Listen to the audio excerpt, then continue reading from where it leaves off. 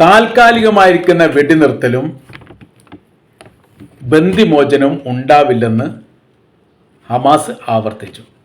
45 ദിവസത്തെ വെടിനിർത്തലിനോടനുബന്ധിച്ച് 10 ബന്ദികളെ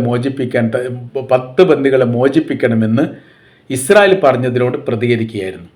അങ്ങനെ താൽക്കാലികപരമായിരിക്കുന്ന ഒരു വെടിനിർത്തൽ നടത്തി ആ വെടിനിർത്തലിന് ശേഷം പിന്നെ കൂട്ടക്കൊല നടത്തുന്ന ആ പ്രവർത്തനത്തിനോട് തങ്ങൾക്ക് യോജിപ്പില്ല. പകരം പൂർണ്ണമായിരിക്കുന്ന വെടിനിർത്തൽ, അതിന് പകരമായി ബന്ദികൾ തങ്ങളുടെ കൈവശത്തുള്ള മുഴുവൻ ബന്ദികളെയും മോചിപ്പിക്കാൻ തയ്യാറാണ്. ഇസ്രായേൽ ജയിലിലുള്ള ഫലസ്തീനികളെ മുഴുവനും കൂട്ടത്തോടെ കൂടെ മോചിപ്പിക്കാനുള്ള കരാർ വ്യവസ്ഥ ഉണ്ടാകണം.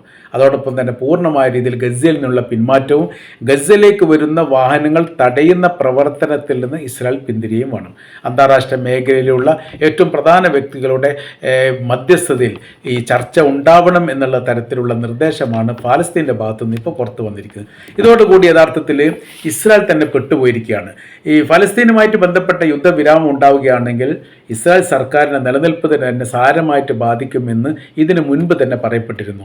പിന്തുണ നൽകുന്ന ഘടകകക്ഷികൾ പിന്തുണ പിൻവലിക്കും എന്നുള്ള കാര്യമാണ് പറഞ്ഞത്.